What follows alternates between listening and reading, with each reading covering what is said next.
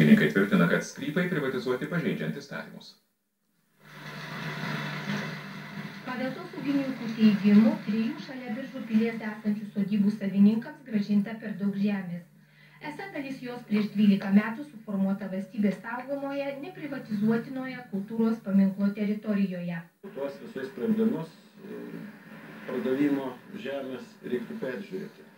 Tai iš esmės, sakykime, atsirastų kažkokia dalis žemės juosta, reiškia, pagal gynybinius įtvirtinimus piliavietės, kur būtų prieinama visai visuomeniai, nes šiai dienai ten situacija yra tokia, kad dalis gyventojų jau pradėjo atverti svoras.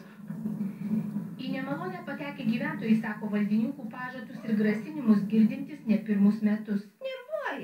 Nervuoja visą laiką. Iškelsim, nieko negalima statyti, nieko negalime ir gyvenam be patogumų. Paveldosaugininkai tikina, kad žemėtvarkininkai pažeidė įstatymus. Šie kaltinimus neigia.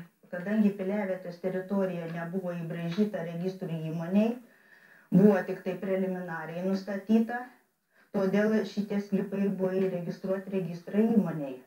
Paveldosauga tada, atsimenu, irgi diskutavo, turėjo kitą nuomonę, bet tai jeigu buvo aukštesnis, viršesnis tas įstatymas, pagal kurį privatizacija, taip ir buvo atlikta.